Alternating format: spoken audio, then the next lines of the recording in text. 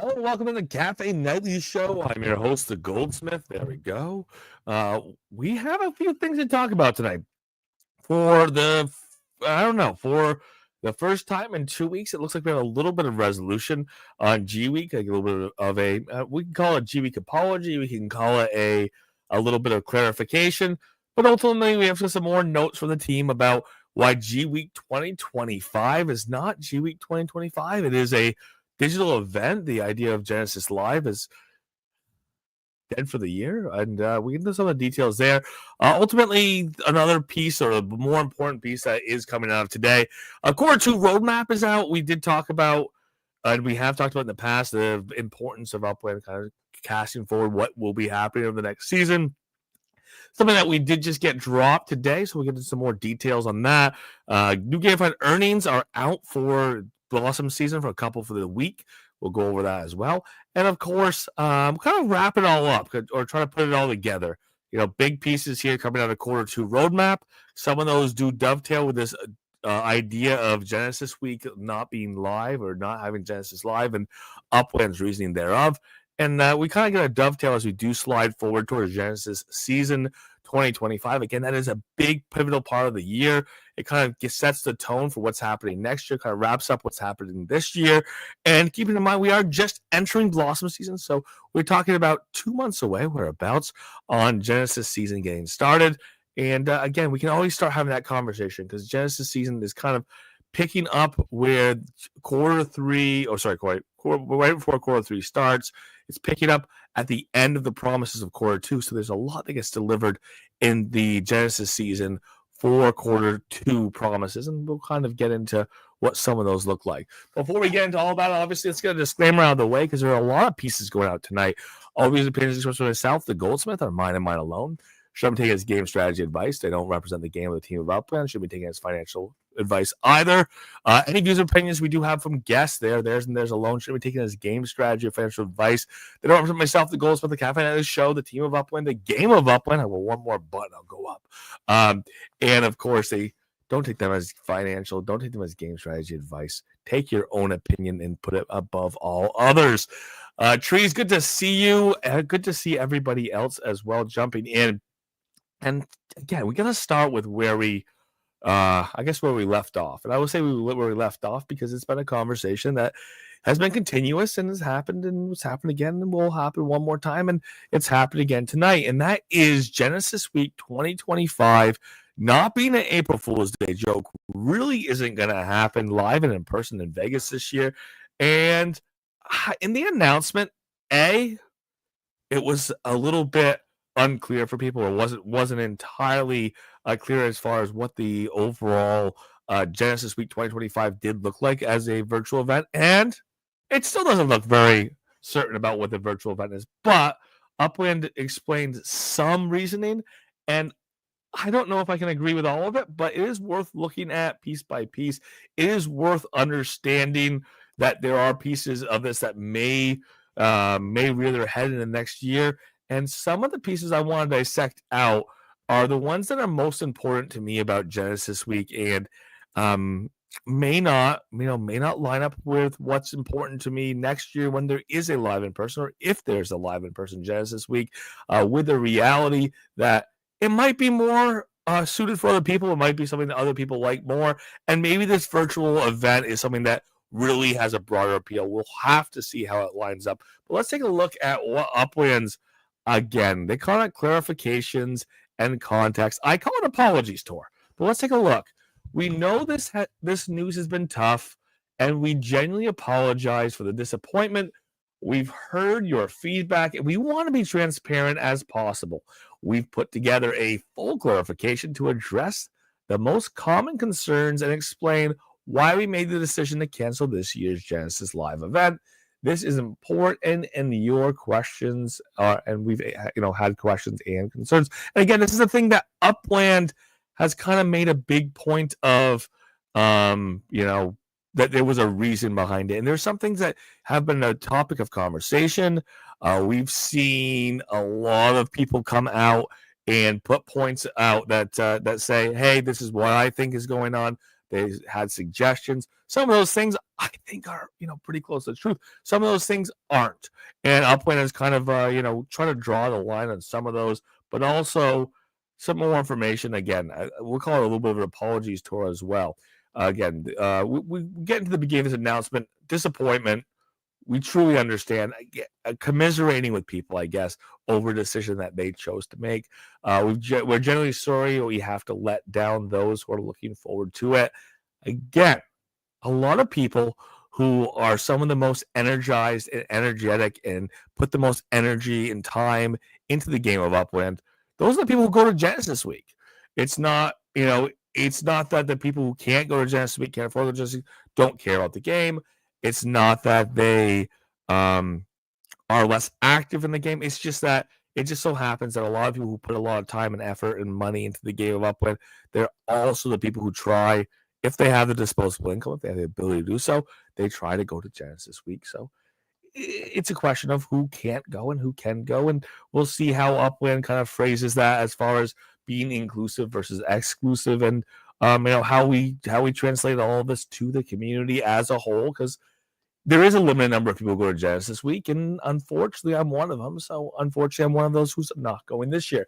This update is meant to offer additional context, clear up some misconceptions, and speak directly to the concerns we've heard from the community. Why we had to cancel, this is what Upland says. Unfortunately, we had to cancel Genesis Live this year, and yes, we know it's disappointing. For many, Genesis Live isn't just an event, it's a tradition, it's a symbol of how real this community has become. And again, this is, and many people would argue, Genesis Live is more about the people there than potentially even Upland and the events that Upland plans.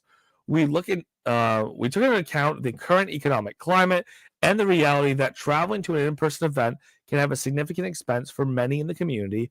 We've heard that feedback, and it matters. And again, we have heard that feedback. There's some people who haven't gone in the past and couldn't go in the past and can't go this year, and we definitely understand that. We as a community, there are people who have gone in the past and may not be able to go this year, and that's understandable, and that's something that people understand as well. But there's also people who didn't go last year and didn't go the year before and didn't go the year before, but we're excited about going this year. There's people who went the last 3 years and we're excited about going this year. There's people who went last year, couldn't go the prior 2 years. We're so excited about last year, really want to go this year. So for everybody who there was some concern that they're less likely to, or is more difficult to go this year than last year, there are people who wanted to go this year who didn't go last year. There were people who went last year who enjoyed it so much they wanted to go this year. We look forward to, we looked at how we could increase accessibility and get more players to attend. And we worked to finalize certain key elements that were critical to making the event possible. Unfortunately, we were unable to lock in on what we needed, and it became clear Genesis Live would not be able to meet the standards we expect or that you deserve. Again, the standards that Upland expects. I mean, what are those standards? At what point would Upland be happy with what they're able to put out? Last year, they had a very large event and rented out an entire go-kart track. I'm sure it wasn't cheap. I know that the prices to attend was nowhere near the cost. I mean, again, the money that was coming out from the tickets, nowhere near the cost of putting the event on. It was subsidized by the team of Upland. There's no question. Upland spent a significant amount of money bringing their own team members in. They spent a significant amount of money putting on the event that was not covered by ticket sales, but also that we expect. So this is something that the team was deciding what the standards were instead of looking at what the players overall wanted to do. And Upland says that the players deserve. And again, whether or not people are going to a Genesis Live for whatever the extras are, or because Upland flew in all of their favorite their favorite staff members, whether or not that's the reason why people wanted to go, that's up to individuals. I'm sure other individuals have their own thoughts, but to me, we didn't need all the things that Upland was thinking of as these really special things that made the event worthwhile. We also had to ask the hard question: given today's economic conditions, would enough players be able to attend to make it valuable, high impact experience for the community. Well, I mean, part of my thought on this, and we'll get into this a little bit deeper as we see more on the announcement, is, I mean, it is hard on the virtual event because that's ultimately what Upland's other option is on the virtual event for a lot of people like myself to attend. I mean, I can. Good coffee. I can more easily attend a live in-person event because I'm going to take the time off. I'm taking the time off work. I'm not taking the time off work to participate in a virtual event that Upland's putting on. It doesn't make sense. I can't justify it. Maybe some people can. Maybe people are going to take 2 days off from work, 2 days of their hard-earned vacation to sit at a computer at home and watch whatever virtual presentation Upland wants to put out and participate in whatever racing series Upland wants to put out. That just would not fit into my lifestyle. That just would not fit into what is important to me. But flying across the country, going to an event with other Uplanders in person, getting a once-a-year chance to see other Uplanders while seeing the Upland events, while going to an award show, while going to a hackathon, while potentially seeing that collective experience of a mint in a room full of other Uplanders, that I could justify taking time off work for. That I plan to take time off work for months ahead. That is worthwhile to me. We also had to ask a hard question again, the economic conditions. So, yes, is it a different economic condition than it was last year? Yeah. It's also a different economic condition than it was 2 years ago, or 3 years ago, I should say, 3 years ago, when Upland had the first Genesis Week live in person. Well, the world was recovering in many cases, coming out of a pandemic. In many cases, parts of the world still having limitations on travel because of health concerns. And Upland was able to put on an event which people really enjoyed. It was people's first foray, in many cases, first foray out into a large city or back into the world of one of these large events. I will be honest, some people did come back and get sick from the event. I got sick from the event last year and the year before, but it was something where people got to go to these events for, like I said, for the first time. But there was a lot of hurdles to even doing the first Genesis live event. But Upland was able to do it, and people really enjoyed it. Unfortunately, and ultimately, the answer was no. Again, Upland saying that they could not put together a event that met the people or the expectations of the team and what they thought people deserved because of the economic conditions, because of getting everybody to go to the same place and expanding to a larger number of people. Again, this Upland is looking at it as a step forward towards inclusion and long-term sustainability. Long-term sustainability, if the Genesis event only has 200 people that go to it and it costs Upland a significant amount of money out of pocket, is it possible that it was going to affect the game of Upland, the team of Upland, in putting out a high-quality product long-term? That is absolutely possible. It is reasonable to say if Upland spent that money that they would otherwise be using to subsidize the event and put it other places, could the game be more successful? Could the Genesis season be more successful? Could the Genesis event reach more people? Absolutely, and being done right. I'm going to go to comments here because there's a couple of things. Spatial is just like the same thing as being in person. I think that is sarcasm. It obviously isn't the same thing as being in person. We've had the spatial crashes in the past, but who knows? I would agree with that concept if Upland could really take the virtual in the room idea of 3D space and make it work and have it not crash and make it feel authentic and really take 2 steps forward. Would I be impressed? Absolutely. Do I think that they have a technological leap for us this year in 2025 that was different and better and significantly more fun than in 2024? I don't think so. I would love to see it. I hope so. I want to be surprised. I really hope I am. I'll be live in person in Vegas from instead of Genesis Week, and maybe participate in the virtual, because that's ultimately the only way I can participate in the virtual is by taking a real world trip, because I wouldn't have otherwise taken that time off work. Let me see. Yeah, I'm not going to get into all those comments because some of them are less positive than they could be. But yes, good to see you, WW Dog. Glad you are here.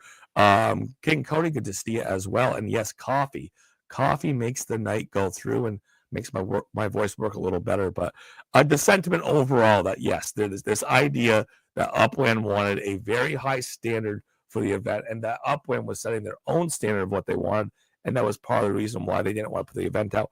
Again, it kind of belays the point that people had expectations of the community weren't about big and splashy and exciting. They were about togetherness and other Uplanders and getting to network and having a fun trip. And yes, some of the people who went last year may not have been in the position to go this year, but again, a lot of people who went last year had ambitions to go this year, many of them planning to do so.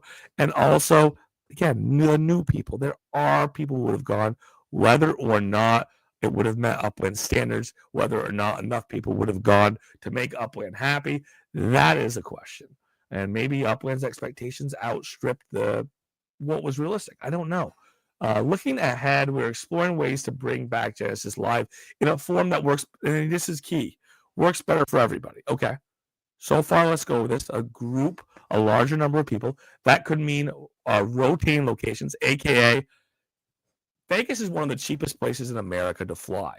It is because there's many travel routes, because there's some subsidization inside the city of travel that allows many airlines to come into Vegas at inexpensive rates. I mean, again, they're coming at a high enough clip because it is a tourist city that pricing and availability of flights is pretty reasonable.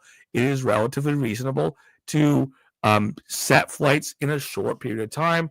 Flights don't tend to book up.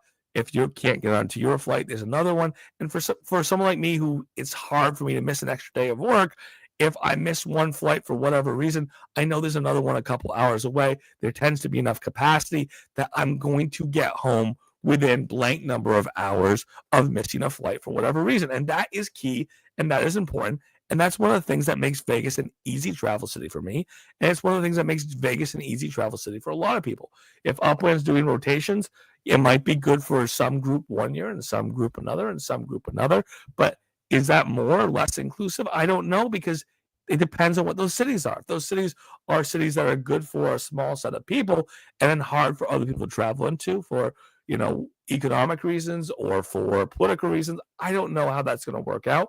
Maybe it works out for people. But if it's one location in a different location every year, you kind of lose that idea of the heritage and the idea that people want to keep doing it year after year, that you have an idea of precedent and expectation. And we did this last year. We're doing it again. We know the area, and it makes it easier for a lot of gaming nerds who may not get out that much to, kind of get together with other gaming nerds. And as we look ahead again, this idea of works better for everyone. Let's take a look at what everyone might mean. Again, rotating locations, new live in-person event formats. I could go for that. Again, the idea that it was a direct scheduled day, that there wasn't as many opportunities for breakouts, and there wasn't as many opportunities for individual groups. I can see that those things could definitely be improved, and approaches that help us reach more players in more places. And again, more places is kind of that idea of what does that look like, and by going to more places, does that limit the people who are in the position or in the mentality they want to go to Vegas once a year without asking anyone to stretch beyond their means? Again, stretching beyond their means, almost any other location in the country would be more money for me personally and for many other people than Vegas, because A, the hotel rooms are relatively cheap, B, the travel is relatively cheap, and C, yes, even though it is further away than many other places, I can get there inside of a half a day's worth of travel. There's other parts of the country that, even if they are closer in distance, they might take longer for me to get into easily and out of easily. And it might take me more investment of time and energy to get in and through. And again, when we look at this upwards, it's kind of stressing. We fully expect global economic conditions to improve in the near future. If you are an economist, or if you're looking at a large global picture, if you're talking to economists, if you're looking at things, the global economic turn, the idea that it's going to be within 2 years or even within a year, it's kind of questionable. It's kind of turning. Again, I don't know who's looking at the economics here. I don't know if we have I don't know, somebody who's an economist who is running the game. But, to look at this year and say it's a worse position than later, I understand people changing their economic activities because of the outlook over the next 6 to 14 months. I get that, but that still means that 14 months is going to be a different outlook or a worse outlook than the moment we're in right now, which we will believe to make it easier for more players to attend and for us to deliver the kind of in-person experiences that truly reflect the passion, scale, and energy of this community. Again, do we think it's going to be a better economic condition in 12 months? If this was an economics-driven game, maybe some people will look at it and say, no, we actually expect it to be a worse economic outcome in 14 months than it is today, today being April of 2025. And we can look back at this in a year and say, yeah, you were right, Goldie. But again, that idea that is this really the main purpose here? I think so. I think there was some concern about long-term economic scale, and people are already starting to have some concerns there. So it is a reasonable concern, but saying that things are going to be much better for the next Genesis week, it's a question. The announcement came the weekend before April Fool's, and while the timing wasn't ideal, it wasn't a joke. We pushed the news out the moment the decision was final to make sure no one made additional plans for anything we do could not happen. Again, it was very late. The last weekend of March, very, very late. Previously, we had announcements a week or the first week into March. Previously, the last week of February. That makes it something that is possible to make arrangements for the beginning of June. Because we had previously had announcements in early March, when Upland said announcement to come soon in the first week of March, we took that to mean in the next week or so, we took that to mean we have an event coming, as opposed to, hey, we're on the fence. We'll let you know whether or not we're going to do this thing. And I understand that Upland proceeded with optimism and hope to the last minute they could make an event come, but it really did. It still was something where Upland wasn't fully transparent that a in-person event may or may not happen up until that final announcement that it wasn't happening. We know this is hard to hear, especially for those who look forward to Genesis Week each year, but we hope this provides more clarity around the decision, and most importantly, that reinforces the commitment to making future experiences even better for everyone. Again, if Upland is able to put together an event in 2026, and it's not in Vegas, are the people who wanted to go to Vegas this year, who maybe are going anyways, are they as likely to go in 2026 as they were in 2025? Are they more likely to be excited about 2026 and getting ready for 2026 as they were for 2025? That's a question that we'll have to answer when we get closer to next year. Again, there was some frustration around this. And the frustration wasn't just that it didn't happen. The frustration was that there was this anticipation that built up. The frustration was that there wasn't any telltale signs that Upland was putting out that were kind of hinting at this might not happen. Or, even in January or February, just to say, hey, we're working on a Genesis Week event. Do keep in mind that we are currently questioning the details, whether or not this is going to be in person. But I don't know what the best way to put that out would have been. But it sounds like Upland had questions about the efficacy or whether or not to put an event months before they made the final decision not to. And if that's the case, it could have been brought forward or broached a little earlier. It could have been broached a little more cleanly. And okay, so let's go. It could have been put forward a little more cleanly. And of course, as we do look forward, I would hope we're even more clear and earlier in 2026 if there's going to be an event for 2026 Genesis Week. As it becomes more clear that we couldn't move forward, we made the difficult decision and shared it immediately. Again, if you're making that decision in the end of March, it feels like that information should have been parlayed a little earlier. Addressing common misconception. There's also been a lot of speculation about the event itself. Some believe Genesis Live is a moneymaker, which is just silly. It's absolutely silly to think even if 150 or 200 tickets sell at $80 a piece, you think $16,000 covers the event, and absolutely it didn't. And we know that. There's a couple of reasons. Number one is Upland flies a significant amount of staff, and that's a cost. Technically speaking, people don't feel like people might not feel they get direct benefit from that. They really do. There's panels that we have staff that's there for. There's the ability to interact with many of those members. Some people who are putting it together, specific, who put together specific businesses, people who participate in the hackathon, their ability to interact with some of those staff members has helped them in the game of Upland and elsewhere in other Web3 spaces as well. So, that is something that's valuable. But also things like the race car, the go-kart track, things like the event space, things like the amount of food and the meals that were covered for the limited price ticket, there's no question that far exceeded the cost of those tickets, and Upland was subsidizing. That's not a question. And again, Upland putting out that it's a significant 6-figure investment that we make each year, a gift to the community. Well, is it a gift to the community? I would say that yes, maybe to those who choose to go, it's definitely a benefit.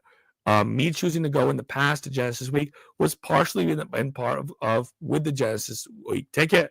I'm getting a significant value. We know that meals being handled are very expensive, and I'm sure the cost of tickets probably barely, or if they covered at all, the cost of that open bar the first night.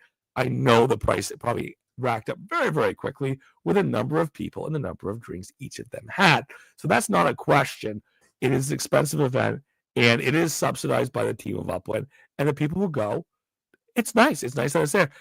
Calling it a gift to the community, it's to a limited number of people, but ultimately it does celebrate the game of Upland. It does generate excitement even among those who aren't there. If it is a gift, it would be a gift with personal benefit or benefit back to the team, where it really kind of does build that excitement. So Upland's investing. It's maybe not a gift, maybe it's an investment in the excitement of many of those players who went on to put in more money, likely cumulatively, than the team of Upland. And they did partially because of Genesis Week. All of these events that cost USD that people put money into, they may or may not have put money into. They may or may not put as much money into different events throughout the year if they weren't excited about Genesis Week or if they hadn't been energized by Genesis Week. So really calling it a gift, maybe put it in an investment. It is an investment Upland makes in the community to grow the community, to energize the community, to be a part with the community, to get information from the community by having a live in-person interaction. Call it an investment Upland because, again, it's good for Upland to have that experience overall. Again, they say it's showing up in the world and saying thank you in person to those who make Upland what it is. And yes, 100% agreed that it's very nice that it's a benefit. It's a financial benefit to those who go, not to everybody in the game, but financial benefit for those who go, to have some subsidization of these great events in Vegas. But it is also going to be something that, not having and not spending the money and not applying that money, it does take some of the excitement out of Genesis Week. It takes some of the excitement out of many people for the year. A comment here, it says it's not an investment. Yeah. That says that Larry Dan said it was not an investment. Again, there's a question. There's a question about what really falls here from Upland trying to energize the community or just to say thank you, and where the benefit is for the team. And yes, the benefit is for the team, even though it's a cost. Benefit is for the team, for people to like the game of Upland, for people to be excited about the game of Upland, for people to hear about this event and want to ask people about it and watch content about it and get excited about what do we do next year? How do I save my money differently? And this is a real thing. How do I save my money differently? So in 2025, I can go to Genesis Week. And some people did just that. And there was no 2025 Genesis Week. Again, Upland, bringing up this point, a lot of people asked about scaling back the event. And we get this question a lot. We understand it. But the truth is, we don't believe in offering a half-effort experience to the people who go out of their way to be there. Again, this is not a criticism of MVP. MVP, there's a value to it. MVP stands for minimal viable product. It is the operating motive and the operating mentality of Upland minimal viable product. First, we're going to put out the least significant, least intensive version of a product that works. So we want to put out a product that works. It's going to have at least a number of features. We'll add features to it later. Sometimes they work great. Sometimes, because they're really beta or they're even alpha, they need to have many iterations to get fixed over time.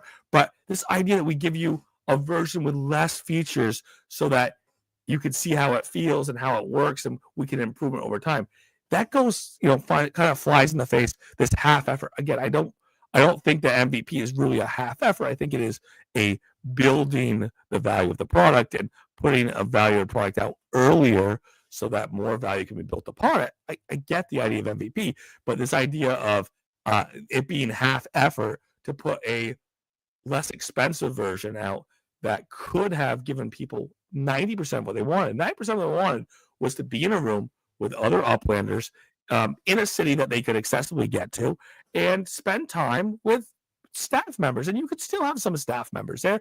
I mean, what would it have been like to have 200 uplanders in the same room and some of the founders on Skype or Zoom? Well, they wouldn't have been in the same room to shake hands, but you would have been in the same room to shake hands with other uplanders.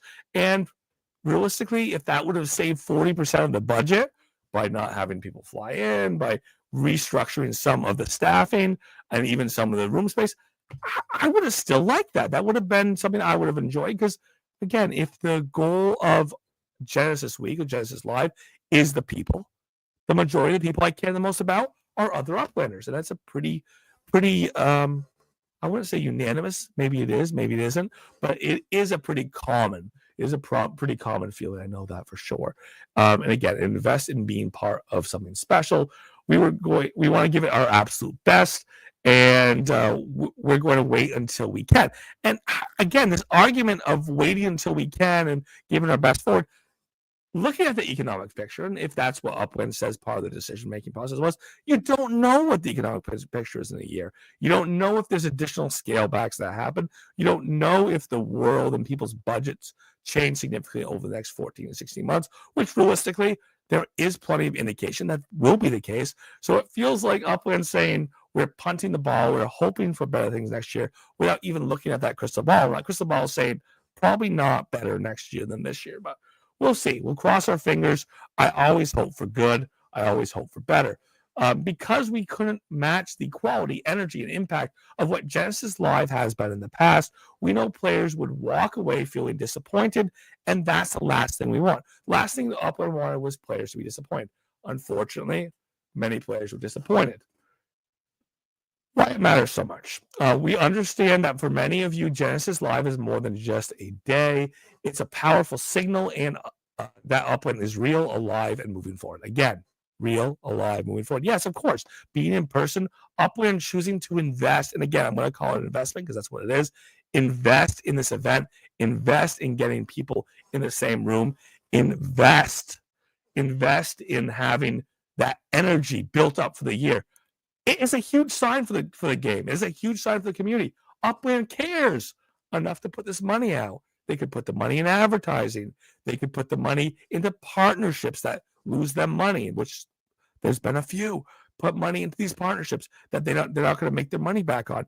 They could have done those things, but instead they put it into this community event. A limited number of people were able to go in person, but that energy was able to go back into the community afterwards. There was content that was put out. There was people who, were real life friends with people who went. There's a lot that kind of got handed out. And yes, it is easier for people in the United States than it is for people in other places in the world. That can be acknowledged. It can be acknowledged that for people who are playing halfway across the world, it would be easier for them to go if it was in their backyard. But people who are playing halfway across the world, it might not be any easier for them to get to some place that's also halfway across the world, but not in Vegas. It is a moment where with all the energy, the time, the passion that people have poured into the community can be seen, it can be valued, it can be celebrated. Canceling it can shake that feeling, and we understand that we want, and we hear that, and we feel it too. Again, yes, Upland. I mean, it is something where we lost that excitement and that energy and that, I don't know. maybe that desire to see the Genesis content you want to put out, because we're not doing it in a way that feels exciting, that feels inclusive, that feels all embodied. But let us be clear, this is not a step back from Upland's future. Okay. It is a commitment to making sure that we do, when we do come back together again in person, it reflects the scale, the quality, and the vision this community truly deserves. Again, forecasting what 2026 looks like as opposed to 2025, it's a little bit different. It's a little bit different to say, okay, 4 months out, we couldn't see what was going on, so we're going to guess that 16 months out, it's going to be that much better. That's a pretty rosy way of looking at it. Again, I can forecast what's happening in 4 months better than I can forecast what's happening in 16. And I can forecast in 16, many people can, that there's a lot of uncertainty. We don't know what it's going to be like. As for the future of Genesis Live, those conversations are already underway. That's good. It's good that Upland's talking today about what's happening in 16 months, which I agree they should have been talking 16 months ago about what's supposed to be happening in 2. That idea that, or 2 or 3, that idea that, starting that conversation early is important. And maybe if they start a conversation now, the next year is more likely to happen. It's more likely to meet more players. And I'll be 100% fair about this, even if it's a place other than Vegas that I can't get to. If it gets more than 250 people who can get there in person, I think that's a huge win. I think it's a huge win if it grows every year. And I think it's a huge win if it grows every year without costing people more money every year. So if that can be done, I'm going to have to salute it. But that is, again, 14 months away to see if that actually happens. We love the community. We believe deeply in what we are building. And we are going to keep showing up both digitally and in person as we grow and evolve together. Again, the idea that Upland is going to be there for the future, if they want to continue to grow the game, they will. They will. And the idea of digitally, to see how Genesis Week 2026 can be, or 2025, sorry, 2025 can be turned into more of a inclusive or intensive digital experience. Let's be honest, previous years, the live event's been incredible. The digital event has not been as incredible. Make this year that much better. Wow people with technology. Wow people with the contest. Give away bigger prizes. Again, if it's a digital asset, there's not really money or value to it. Giving away planes, that was big in the past. What is going to be valuable for people to get given this year as prizes? What's going to be the promise to those prizes? Again, the planes haven't been that wonderful for the people who won them. There's been some limitations on how they could be used. There's been some limitations on who could use them. There's been some limitations on transferring them for those who want to profit from them. So whatever gets done this year is the big prize, the big prizes. Make it something that's valuable, that actually is directly transferable to those who are lucky enough to win, and that encourages people to participate in those events in an intensive and a well-meaning way. We understand the frustration, and we truly feel it too. To everyone who was looking forward to Genesis Live this year, we are sorry for the disappointment. The community means everything to us, and if nothing else, the response to the news shows how deeply people care about Upland. And that's true. It's true that people care deeply about Upland, and that's the reason why they are upset. However, one of the things that they care most about is the community. One of the ways to do the community and have the community done right is having these events in person. And maybe if they can't be done in person, then do them digitally in a way that brings the community members together, not that brings a leaderboard contest, not a way that gives out prizes, but a way that community members can interact with other community members. So if we can do this in a way in Genesis Week 2025, in a way that actually has community members interfacing with community members, if there was a open discourse or dialogue that could happen in an open space, let's say, like Upland Discord used to be, where there used to be spaces where many disparate groups of Uplanders could have a civil is important, conversation and talk about what they're doing and how they're participating and what they want to participate in. And how they're going to plan their future Upland year ahead. That's what Genesis Week really brings together, the live in-person event. So if Upland can find a way to do that and not put gates in and not say you can be here and you can't be here. Obviously, we have to moderate some behavior. If people were going to Genesis Week and slapping people, they would be removed. It would be a safety concern and wouldn't be allowed to do so. In the same way, if it was happening in a virtual space, Upland would have the right or responsibility at a certain point to stop people from doing certain things.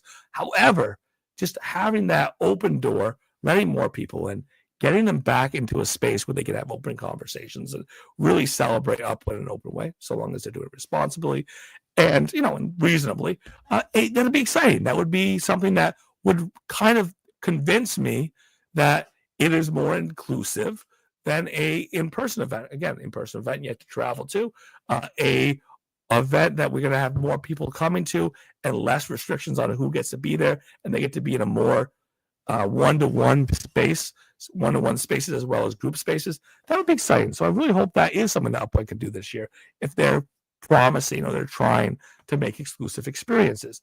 It is why we're still here. Ooh, that's a good statement. Upland's still here, they say, because they care about all the things that the community is putting together. And if that's true, more respect to it. I really hope that's the case.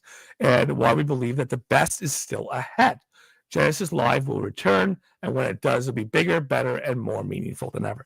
Again, if Upland's talking about rotating locations, it could be bigger, it could be more exciting, it could be better, but it won't be for people who participated in the past. And maybe that's fair. Maybe Genesis Live should be something that you have the opportunity to participate in once in a lifetime. Maybe that's something that's going to happen if Upland can effectively do so. But maybe doing that or saying that, or I'm going to rotate it to get more people to come, or to be more inclusive, moving it to Brazil. There's a lot of Brazilians that will play, but there's going to be less people internationally, possibly, that would be able to go into Brazil than have previously been able to go into the United States. I don't know, maybe not. But again, if they have twice as many, 3 times as many people go, then yeah, that's a success. That is a larger group of people. It wouldn't be fair to say it's more inclusive, but it would be fair to say it's a larger, bigger event. Until then, let's keep moving forward. Let's keep building. I'm going to go circle back on this one more time and just say, yes, it was disappointing. Yes, this was something that could have been handled better in the first place. And by handle better, I don't mean make a different announcement or you had to change things in order for it to be right. I get it. I get that this was a decision Upland made, and they made it for a lot of reasons.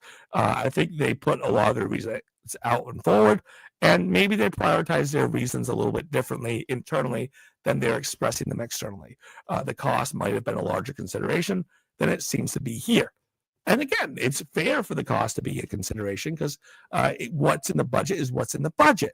However, this idea that waiting, not telling people until the end of March, as opposed to giving them a heads up ahead. Hey, we're working on Genesis Week 2025. We are seeing that we are still trying to do a live in-person event. We've decided that we're going to continue to pursue a digital event, but continue to work for options and opportunities to potentially do a live event if possible. If they can make that 3 months earlier, then people would have planned their lives differently. People would have taken their vacation differently. People would have saved differently, potentially. And again, I mean, at this point, I can say this. We're going to have a Genesis Live event in Vegas this year again. For those people who are already planning their tickets and their flights, essentially who had already made those tickets, ticket purchases, who had already reserved the time, already taken the time off work. Come on, let's go out. Fun. Let's have fun in Vegas. The team of Upland is invited. We're going to not subsidize them. We can't do that. That's not reasonable. We don't have the money to do that. But again, the team of Upland, if they want to show up to an event that's being hosted and put on by people who are willing to put the time and energy to be in a live in-person and community event, they're welcome to come. I know I can't say this enough, that there are plenty of reasons, no questions asked, to not have run a live in-person event. There are economic concerns in 2025 with running this event, and they've been building. They've been building since January, to be fair, And people have known and been able to look at the tea leaves for several months and say, this is not a good time for people that will have a lot of extra expenses. The climate for travel has changed. The climate for visas has changed for people with international travel. There's no question. Those are all real concerns. And I'm not going to argue against them, but I'm just saying that, with the way Upland is putting their enthusiasm about 2026 being this automatic better year, that's what I take a little bit of umbrage with, this idea that we're going to do it. We couldn't afford to do it this year, but we can afford to do it next year. I think that's a little bit something I take a little bit of umbrage with, because the tea leaves aren't necessarily any better for 14 months out than they are for 2. But what we are excited about is that Upland took a little bit of effort to say, yeah, this wasn't good. We wish we didn't have to do it. Maybe we could have done it better. And if that's part of this as apology, that they could have had the communication better. Upland has screwed up in communication before. This is not the first time, probably not going to be the last. But if we can apologize for our mistakes every once in a while, it makes people feel a little bit more like you're not trying to make them in the first place, or a little bit more like maybe you might try to avoid them in the future. So we do appreciate an apology. We do appreciate some pieces of information about the reasoning. I personally never thought this was something where Upland was making money off the community. I always knew Genesis Week was something Upland did because it energized the community, because it excited the community, because it kept people who might be less engaged without it engaged. Because as I said before, and I'll say again, the people who are in a position to spend $1,000 or more to put together a trip to go to Vegas to go to celebrate Upland are the same players who put thousands of dollars every year into Upland. And, that's a good reason to put on the event, because you're celebrating the people who are keeping the lights on in a way. But at the same time, if there was a way to lower the cost, to get more people in, to have it more exciting for people who can't spend as much on the game, I appreciate that. But I really hope, and I really want to see, if that is part of the reasoning, I really want to see that actually happen. I really want to see twice or 3 times the number of participants. I really want to see people get involved that otherwise wouldn't be involved. But I also want to see some people who put their effort and the time and the years into the game, not putting on an event for Johnny Come Lately, not putting on an event just for crypto people, but put on an Upland event that really celebrates the history of Upland as well as the potential future moving forward. And that's very much a reality. I would hope that Upland can keep in sight and keep in mind. That said, we actually have an announcement today that's a little more positive. It's a little more positive because it's something that I ask for every quarter, and the team of Upland has said it's going to do. And a lot of the priorities that I've been waiting for are finally coming, and they're not overly out of reasonable expectation. They're not overly delayed, and some of them are being done in a expedited way to kind of, bring a couple theories of Upland or a couple segments of Upland full circle. And the biggest one of those, and we'll get into the individual pieces here, but the biggest one of those is Life. So I'm excited to see Life on the roadmap. And just a reminder, Life has been a saga for over 2 years. We use Genesis Week, not 2024, but 2023 to really bring in this idea of Life in the game. And we're headed to Genesis Week 2025. So it's going to be over 2 years of working through Life. And the announcement of Life preceded Genesis Week 2023 by several months, by I think January or end of the year, January. So we're talking about something that's 2.5 plus years in the making, and now it's finally coming, it looks like. So we'll get into the announcement here. Other pieces here, a little recap of quarter 1 2025, and a couple things on there that are worth noting, a couple things that are going to make sense for a lot of people, but it's just a reminder of what's already happened, and we've seen most of it ourselves. So key things on the highlights for the moving towards Genesis Week for the quarter 2.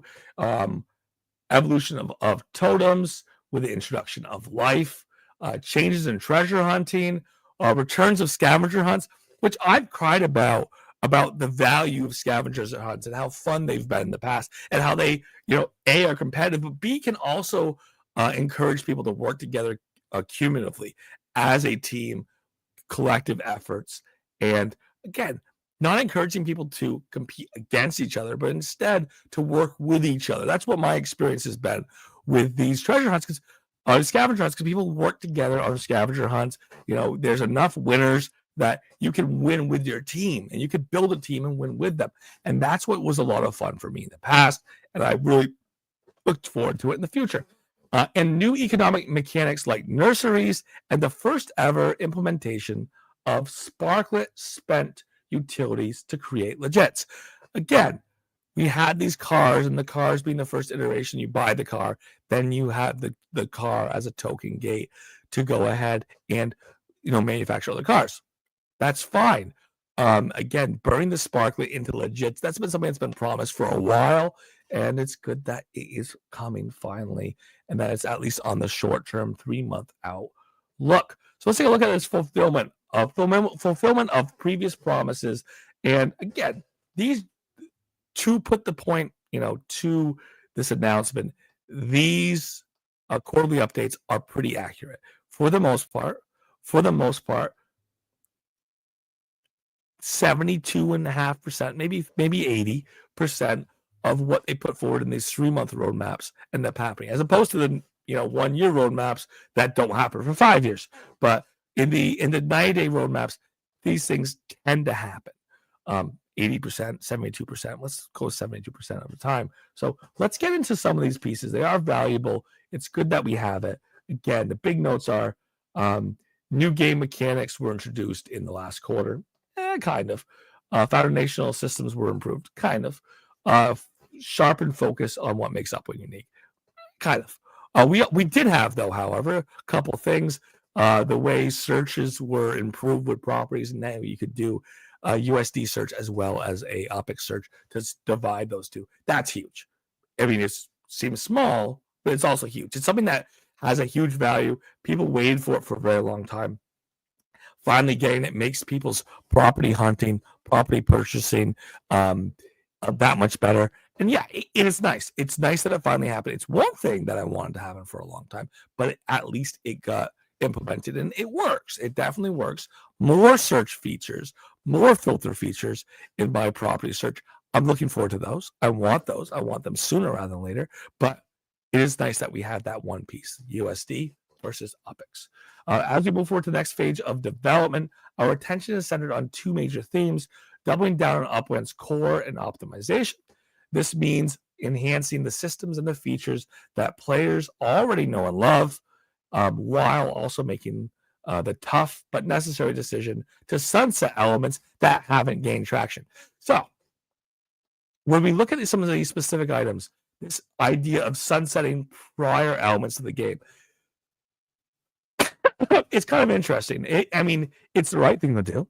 If there's things that the community is not enjoying, why continue to have them? But it's also something that Upwin's put a lot of effort and investment in. It's always a question of when do you stop throwing good after bad. There's always a question of what is the right way forward. And sometimes, throwing out a bad idea in order to bring a new one forward is not a failure. It is a success. It is giving you the opportunity to grow and to expand. But it always requires a little bit of retrospective. You have to get a little far forward to see if it was the right decision when you throw away something that you've already invested time in that might have a potential to be successful at some point in the future. This is about streamlining, refining, and evolving Upwin with a clear eye on the future while staying true to the platform's foundation, specifically property ownership, trading, building value in a vibrant, player-driven economy. Again, there are many things that could be done to, emphasize the player-driven economy. Many of those are giving people UGC more utility, more tools, easier access. Those are the things that would really improve on that vibrant, player-driven economy. And we'll have to see what those what those expansions look like this upcoming quarter. Reminder on Q1, the Q1 recap, racing gameplay enhancements. Yes, there was some turn mechanics improved. There were some glitches that were cleaned up. There was a lot that was increased in the kart racing. So there was kart racing MVP additions. Again, minimal viable product. So the MVP additions of the carts, early versions of traps and boosts were introduced, adding new layers of strategy and unpredictable races. New iframe leaderboards, competitive stats were now more visible, easier for people to access through Upland. That's true. That has been easier for people to get in line with these leaderboards, see what's going on in these competitions they're part of. Encouraging participation in community events. Yeah, I agree. I mean, I guess, small things, big things, right? Is this something that people have been asking for a long time? Yes. Did it take a lot of investment of time and energy? Maybe. But again, it was definitely one of the things people were asking for. Property bundles, shipping automation.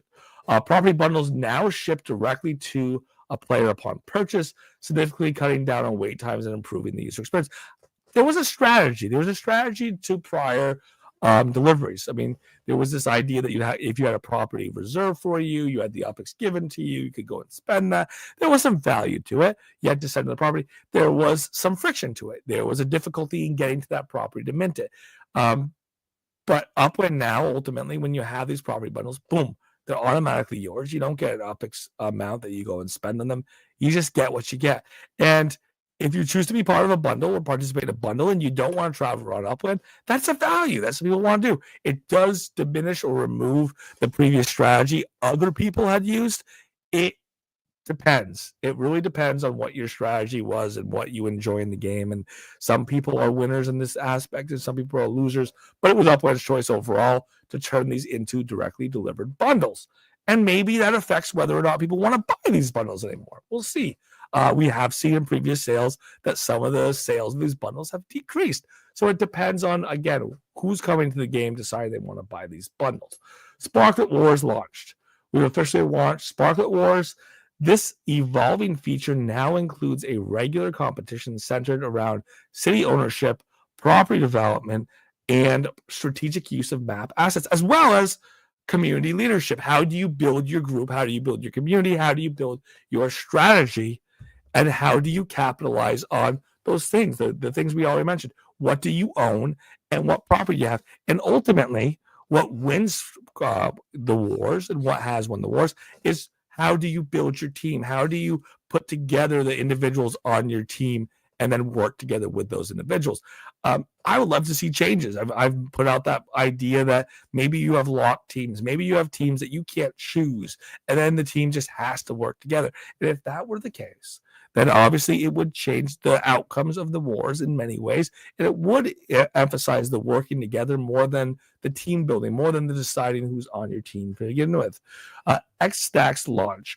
Upland became the first game to launch natively on X. Again, X-Stacks being a game extension of Upland. It's native on X. It's played essentially through X. And now we have moved on to a way of redeeming tokens or earnings from X, which is kind of cool.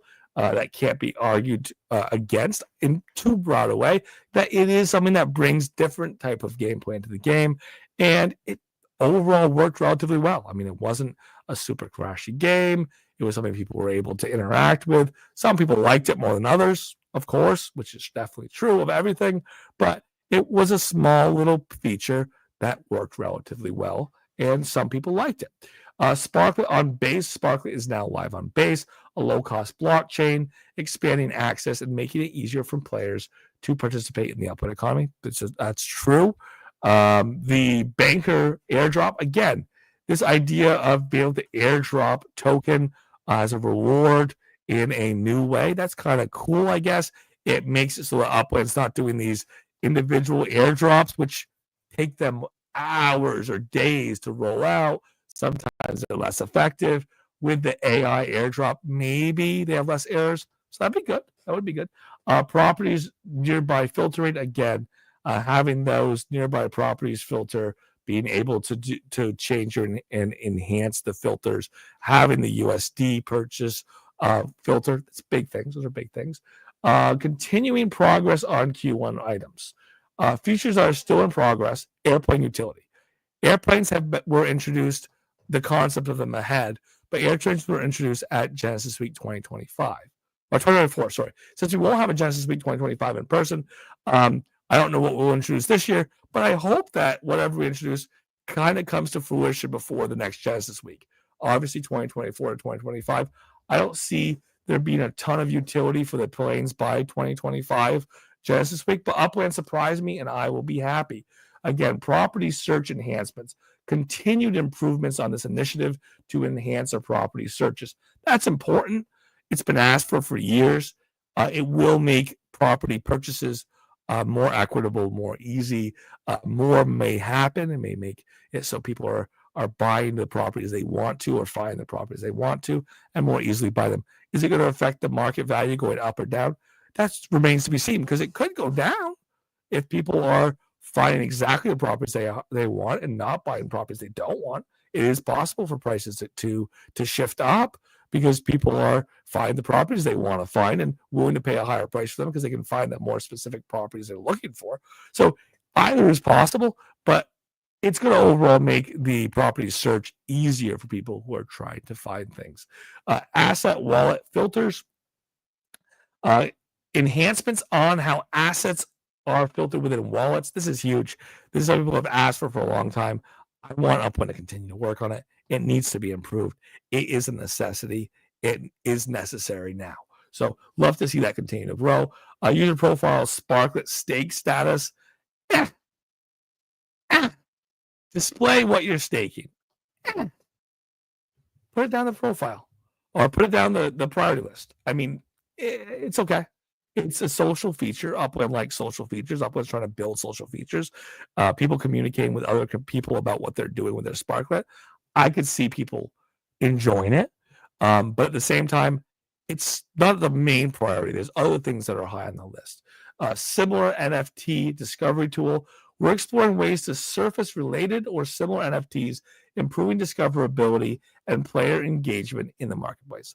If this is in search, this is in purchase, if this I'm trying to buy blank NFT, it's not available. Its price is too high for me. And there's blank NFT that's much more similar at a lower price. Yeah, maybe there's a value to it. We'll see. Deprioritizing features. And again, deprioritizing features essentially means we had something we told people was going to happen, or we had something we're going to work towards that we no longer see as being important, or we no longer see as being as high on the priority list. To stay focused on the matters that matter most, we are deprioritizing some car rentals specifically. Again, did we really think car rentals was going to be a big thing? I think a lot of us didn't. It was a use case for people having so many. It was a use case for cars being so expensive in the first place. But once it was announced that this was something we were working towards, did we really think that it was going to happen? There was going to be enough use case and travel between cities was going to be important. I think some people did. I think some people still thought travel between cities was going to be important. But when we look at Q2, we will see that de-emphasizing the car rentals kind of dovetails pretty succinctly with some items that Upland is stepping back on and or stepping back on here and then stepping forward with. And one they're stepping back on without getting to the specific announcement, but getting towards it, is travel. So travel is being de-emphasized a little bit. We see that with car rentals being de-emphasized a little bit. The realities of what car travel has been and what it has looked for people. I think Upland's seeing that data, seeing those numbers, and kind of changing the game a little bit. They're looking at new players coming in. They're seeing, how do we energize them? How do we reach them? What makes sense for them?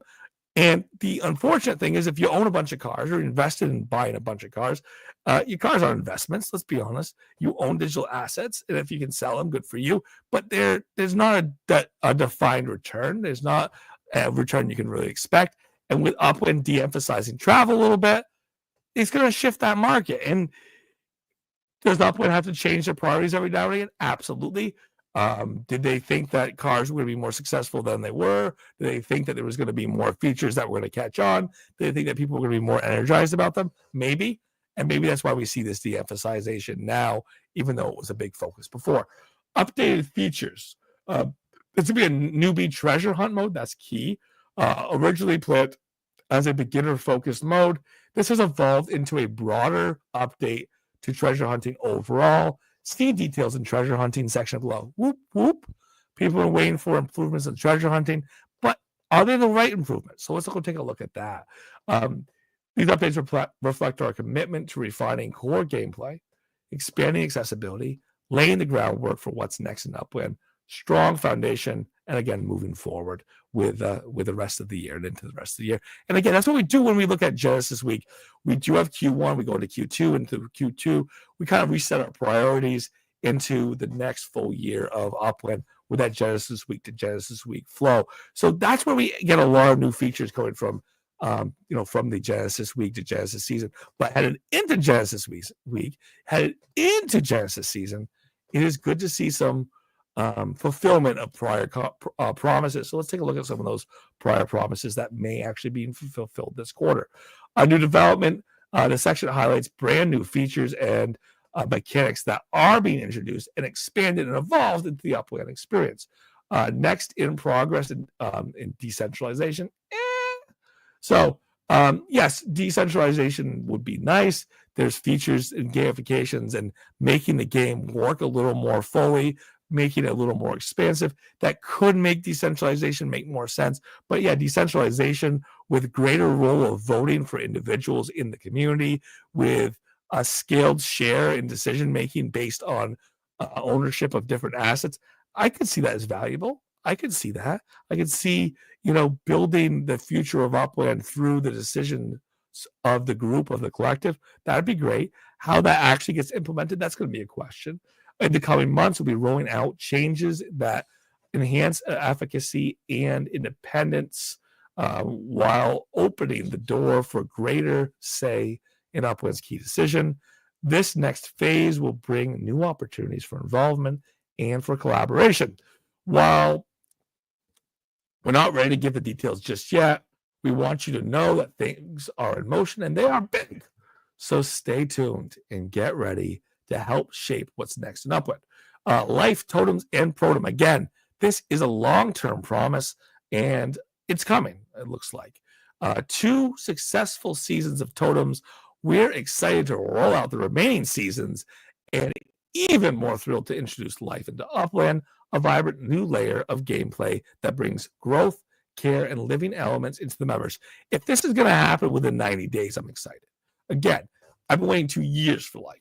2 years for life. Over 2 years since the announcement, but over 2 years for life. This upcoming feature will introduce a curated selection of ornamental trees, flowers, and shrubs to the game of Upland. Players will be able to trade the seeds from their plants, but once planted, a living element themselves cannot be traded. So that's kind of an interesting concept. I would love to see it tied to the properties, and maybe we could sell the properties with the improvements. That would be a cool thing, like you can with buildings, with structures. So we'll see. We'll see how that ends up playing. This idea of trading and selling seeds, that's the idea that maybe you can harvest seeds and then sell seeds. That is a form of meta venture. That is a form of this idea of nurseries in the game of Upland. That's an idea that maybe, just maybe we can continue to grow and create its own economy. I would like it when we have these game loops that have an economy based on them, and then a use case, right? You have to have an economy, people buying things, people buying them for a reason. The use case is, what am I going to do with it? Why do I want to grow this shrub on my property? How cool does it look? How great does it look? Does that enhanced look help me on property scores? Does it help me in contests? Does it move me towards being more visible on the map so it's easier for people to find my property? So all of those things are question marks, but that would be some use case if we can make some of those be the case. The Protem, again, eventually STEM, it is still Protem, will be the core of Upland's upcoming life system, playing a critical role in nurturing and sustaining these new life forms at launch. Care for plants will be directly tied to Protem. Again, what does that tell us? That tells us STEM is not coming first. It means the Protem you have can be used or will be used with this first iteration of life, which is kind of, I don't know. It's kind of a departure. What we were told previously was protum begets stem, stem begets life. And that was the hope. The hope was that, we had this direct pathway from protum into stem, the stem into life. And once we had stem, we knew we had life. Again, it looks like this is going to be something where we're going to keep protum around for a little bit. We're still getting the first iteration, the first version of life. Life will improve. Life will grow in the future. Life will evolve. How we like that. But I'm okay with this. I'm okay with this because if there's a mechanical reason why they didn't want to transition protum into stem, or they wanted to test protum as protum before giving us stem, I'll take it. I'll let it happen. I'll be okay with it. I just want to see life be effective and come into the game of Upland. The first major step in this evolution will be the introduction of new meta ventures called nurseries.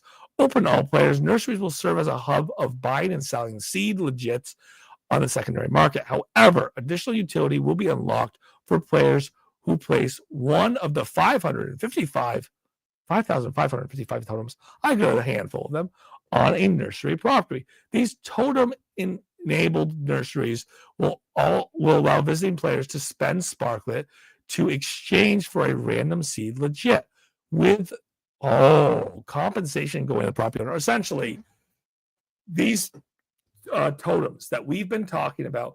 What's my use case once I'm done farming protum? What's my use case once this experiment's over? Now there's a use case. We were talking about these things being nothing more than potential map assets that have no other utility. And there's a continued utility. And I think this is a gift.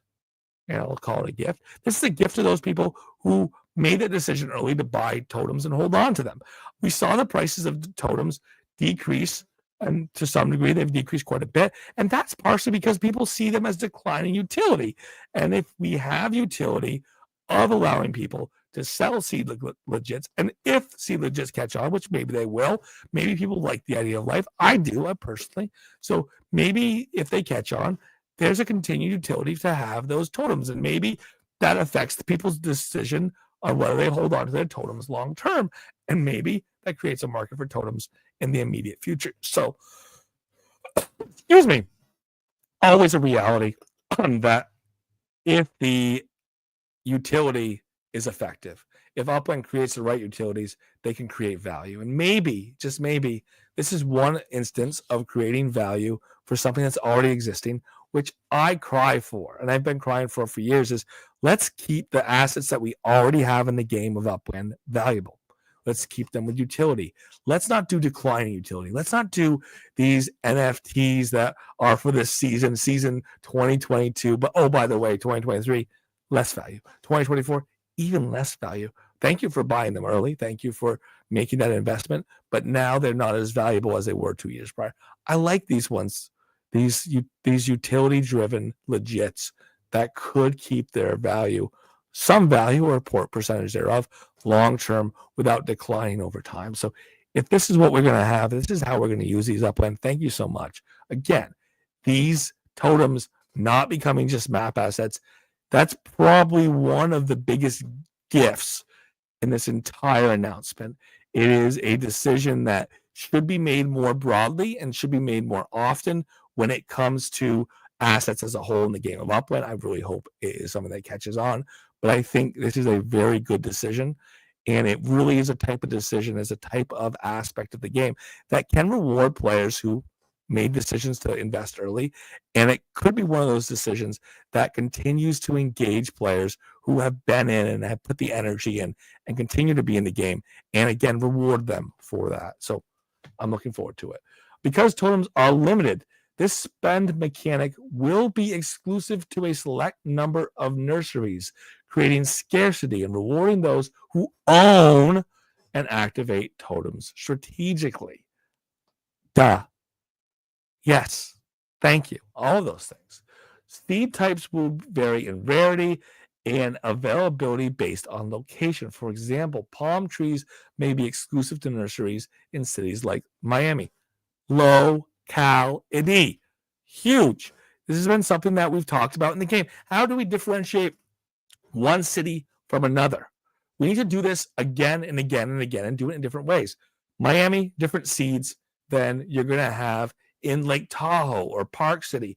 Los Angeles, Miami, palm trees. Duh. If you've been to LA, you see all those gorgeous, beautiful palm trees. You go to Miami, all those beautiful palm trees. You go to Lake Tahoe and Park City, and you see these towering, gorgeous pines. And that is great. That is one of the greatest forms in the game of upland, if they can make it happen, if it is something that the community subscribes to. Again, there's some ifs here, but if the community subscribes to it, it is one of the ways we can enhance localization, and we can make localization important. We can do something where it feels better to me. We could do something where we're going to be able to have a reason to have properties in 10 different cities, because the 10 different cities act in a different way. Or there's a way to enhance my overall gameplay by being in these different cities. And when I say enhance my gameplay, maybe it's not even financial, maybe it's not even strategic, maybe it's just because I like pine trees on my property, and now I can do so because I own properties in those cities, and I can get there and I can go buy those pine trees, or I can sell those pine trees because I have one of those nurseries, and I have a couple totems that I put on that nursery, and that nursery is in the city that allows pine trees. Seed types, again, are going to be very in rarity, going to be in specific cities. This geographical layer, it's going to kind of add this idea of, of fun for me too, because if you tie and you effectively tie different trees and different types of nurseries to different cities, I like it. I mean, I like this idea that we can continue to build and grow and have a reason to have a new city, because maybe a new city that we bring in brings in a new type of tree, or brings in a new type of plant, and extend this beyond plants upland. Maybe a new city brings in a new event or a new type of asset or legit that can only be happening, in that city. And that's the reason, or one of the reasons, that makes the most sense to have more cities, because there has to be a differentiation. Why do we have more cities just for more properties? At a certain point, there's enough properties in the game. And yeah, people love city mints. I used to love city mints. It used to be fun. It used to be a fun way to, again, compete and get the better properties, or the properties that are more speculated, and flip some properties. That was a big part of my growth of value in the game of upland. And it was one of the things that I enjoyed most. However, when we have properties for the sake of properties, cities expansion for the sake of city expansion, when we have properties in the game of upland that are sitting there unminted for years at a time, it just feels better to have a reason for those properties as opposed to new properties let's buy.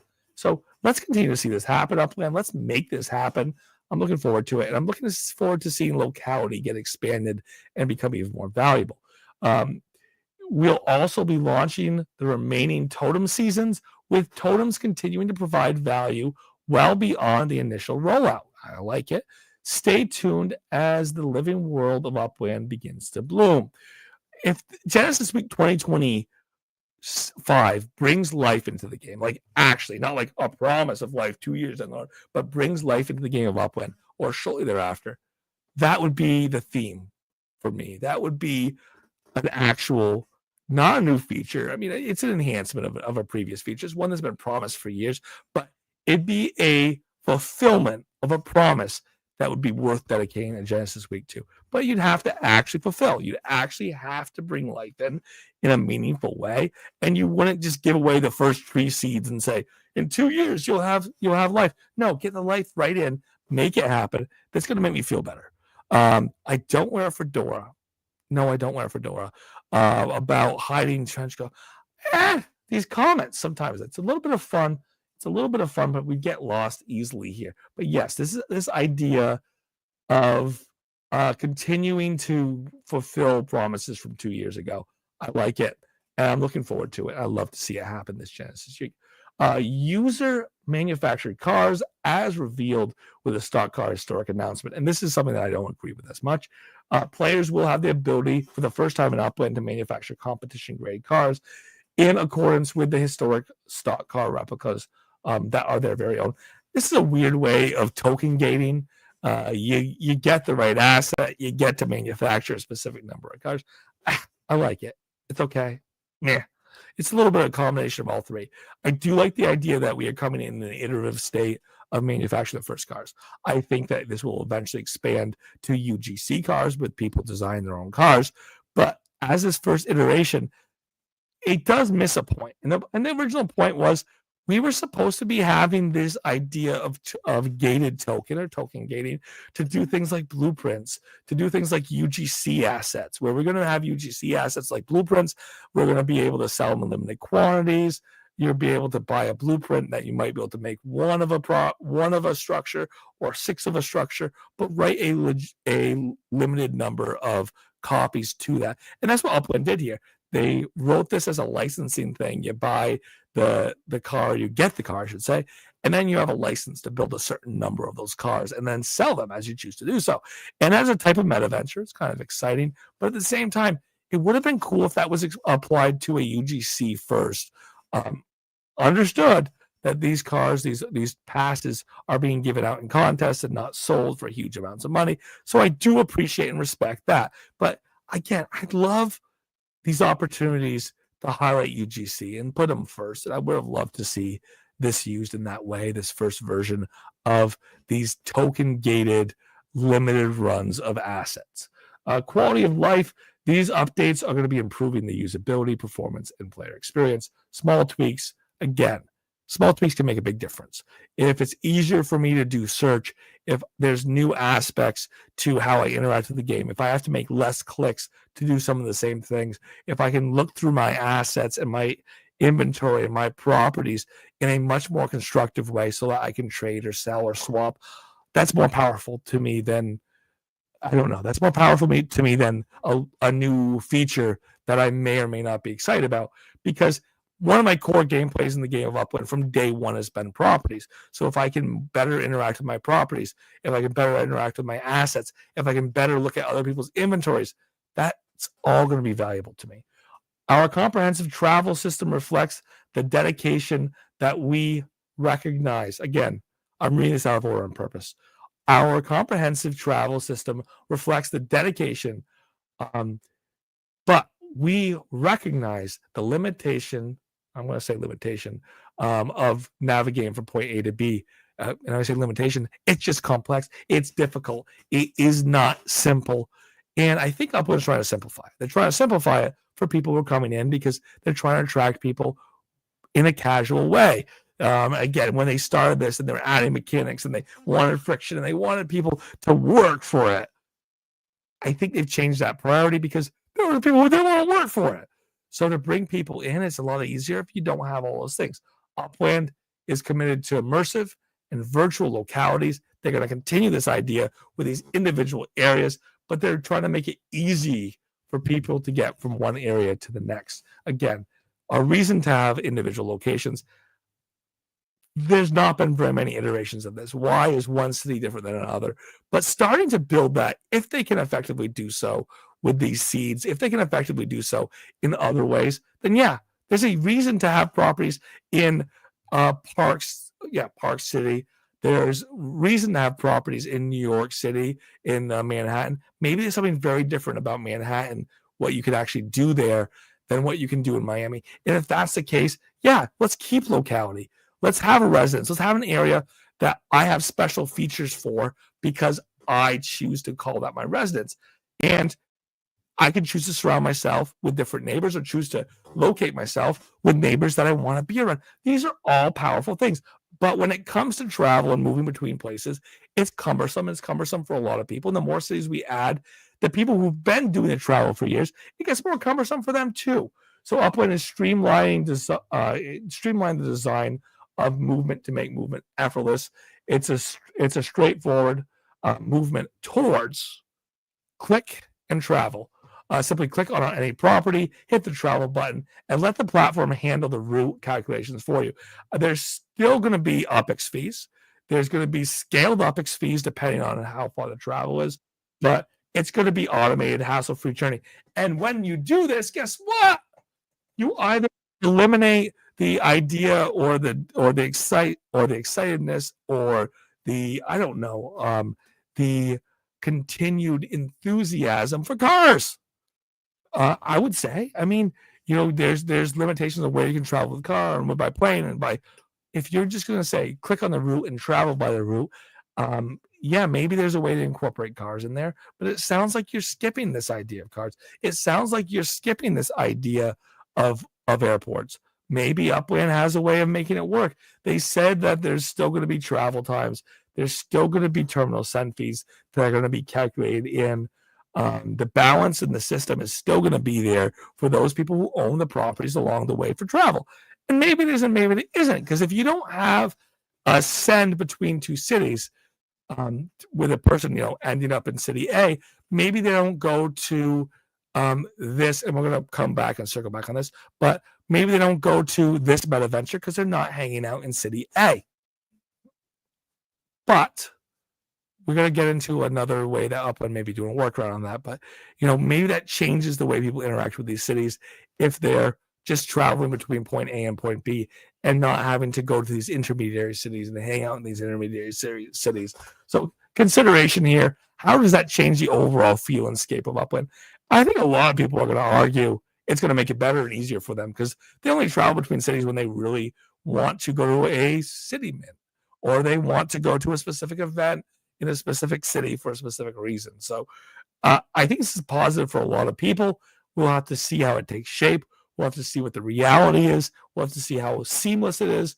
We'll have to see if it has lots of errors.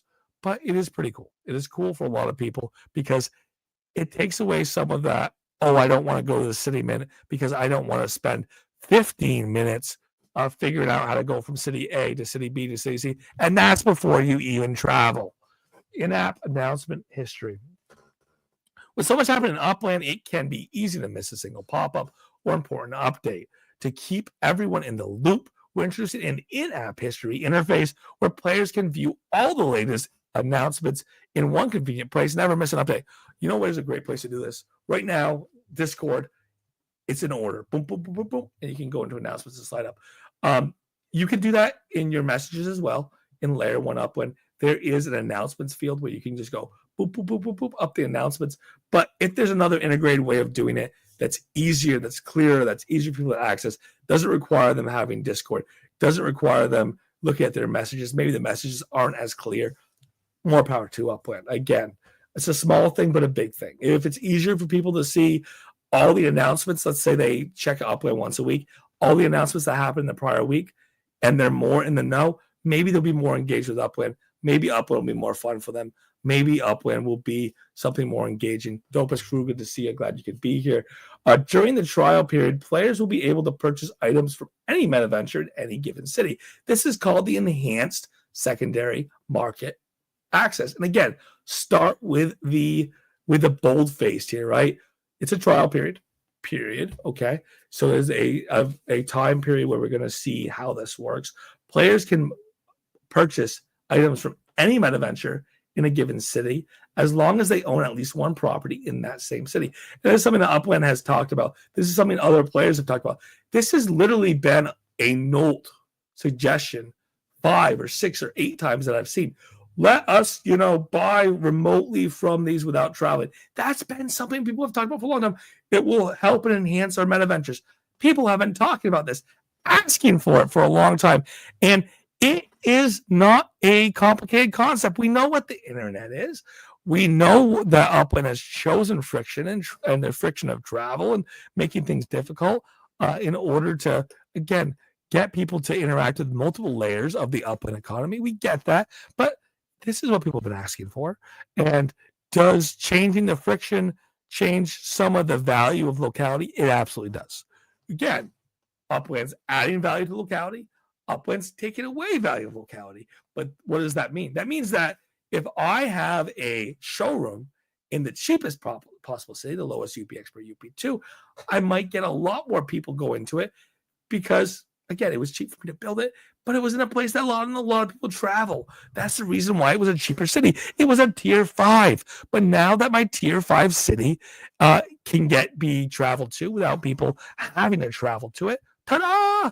It's going to be a lot more popular. So this could rebalance how stores work. This could rebalance what meta ventures are popular. Again, we have these meta ventures all over the map that people don't travel to because why would you travel and spend 3,000 UPX to buy 500 UPX worth of property or assets that, again, you're a little bit interested in, but you're not going to waste 5,000 UPIX and travel round trip in order to buy a 500 UPIX item. But now you can buy that UPIX item, that low UPIX item, more easily with less investment of time and energy. So if that's the case, more power to it. I'm looking forward to it. Again, these are things that a lot of people would argue could have been done earlier, but ultimately Upland was married to this idea of friction and this idea of, getting people to interact with multiple layers in the Upland economy in order to operate with the area of Upland, the area of Upland's economy they wanted to operate in. You want to buy an asset, now you have to travel. Well, let's get rid of some of that travel. Let's make it easier. Let's make it easier as an ecosystem for other players. Still have locality, still make locality make sense. Have ways to make different cities special. Have ways to make effects of one city that other cities don't have, but make it easier to purchase things from players, and maybe that'll increase that overall transactions, or the overall transactions. Values may go up a little bit, but ultimately, number of transactions, that's going to be helpful for a lot of people and a lot more fun to have a meta venture for sure. Treasure hunt updates. Treasure hunting has long been a fan favorite in the game of Upland. We are focusing on making it more competitive than ever. Upcoming updates will introduce changes to how arrows function, along with new security measures to ensure fair play and prevent exploitation. Fair play has been a major issue. Exploitation has been a major issue. If Upland can take care of those two events, they can make the prize pools more lush once again. They can make the competitions larger and more fun. Looking forward to it. Good luck, Upland. I wasn't treasure hunting for a long time, and then I haven't been for a long time. And part of that has been some of the changes in treasure hunting. It got super competitive. There were people who had some crazy advantages. Some of those advantages were based on their incredible skill. Some of those advantages were based on their incredible use of tools. But between the two, it wasn't a place that was fun for me to be a part of anymore. And that was the same conclusion for a lot of people. So if Upland can improve those two items and make competition a little more fun for people, maybe it'll be great again. Maybe we'll have treasure hunting as a center and a core feature of the game once more. Treasure hunting will once again demand real skill. Real skill, patience, and strategic thinking to master. I love how they say that once again. They are admitting that there was this period of time where treasure hunting was exploited. There was this period of time where people were using tools to participate in a way that was unfair to people who weren't using those tools. So it is exciting to see those improvements come to place, and hopefully they stick. Hopefully there aren't workarounds. Hopefully those improvements are long-lasting and continuous. We plan to launch regular treasure hunting contests during each season, giving both hardcore and casual players the chance to showcase their abilities and climb the leaderboard. Updating scavenger hunts. Another fan favorite feature has been scavenger hunts. They will be returning better than ever. Well, we'll see, because some have been pretty darn fun. Revised versions of this game model will debut in the Blossom season. That's now. Featured new mechanic event with improved gameplay and more frequent opportunities to participate. So not just one, different times. You get the time zones right, and more people can participate. We'll see how it comes out. I'm excited. The hunts will center around properties, structures, and elements of the Upland map, rewarding players who bring sharp observation and quick decision-making to the challenge.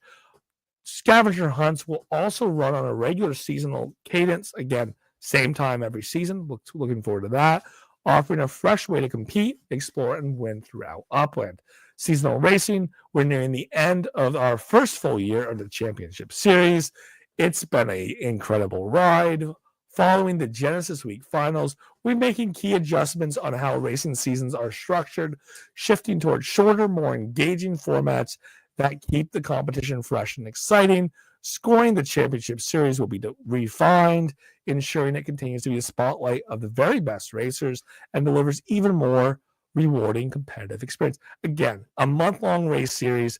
is not that fun for people because they lose sight of it. There's people who can be participating for 2 weeks and then they're not participating for the other 2 weeks, and then now all of a sudden, you are no longer competitive for the season. So it is going to be more fun if Upland rewrites the rules of racing for many, many people. New types of kart racing objects. After the initial launch of traps for kart racing, expect to see more types of objects appearing on tracks, some of which you'd want to avoid, while others will be worth collecting. Mario Kart. This is what I've been talking about since the beginning. We've been talking about carts. We're like, oh, cars, I get a faster car than you and I win. Ha, ha, ha.